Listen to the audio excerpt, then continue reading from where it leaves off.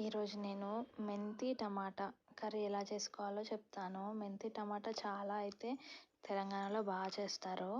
First oil వేసేసుకొని అందులో onion ఇంకా పచ్చిమిర్చి కోసి పెట్టుకొని వాటిని అందులో వేసేసి బాగా వేయించాలి.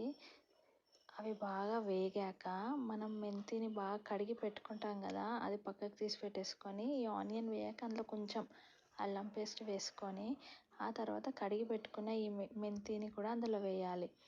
వేసేసి బాగా పచ్చివాసన పోయే వరకు వేయించుకోవాలి. మెంతి ఏంటంటే కొంచెం చేదు కూడా ఉంటుంది. సో మనం ఎంత బాగా ఫ్రై చేసుకుంటే అంత బాగుంటుంది. ఆ చేదు అనేది పోతుంది. అది వేగాక మొత్తం మెంతి కూర మొత్తం వేగాలి. అలా వేగాక కొంచెం పసుపు వేసేసి అందులోనే మనం కట్ చేసి పెట్టుకున్న టమాటోస్ కూడా వేసుకోవాలి. అయితే ఈ మెంతి కూర మనం ఎంత వేయిస్తే అంత మంచిది. ఆ చేదు పచ్చివాసన అనేది పోవాలి.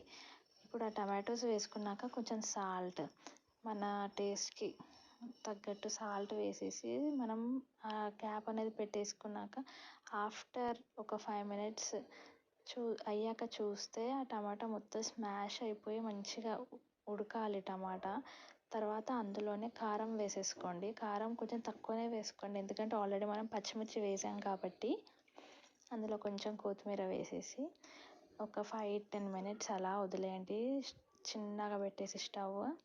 చాలా అంటే చాలా బాగుంటుంది టేస్ట్ అయితే. మెంతి టమాటా అసలు వాటరే వేయొద్దు, ఇలా చేసుకుంటే చాలా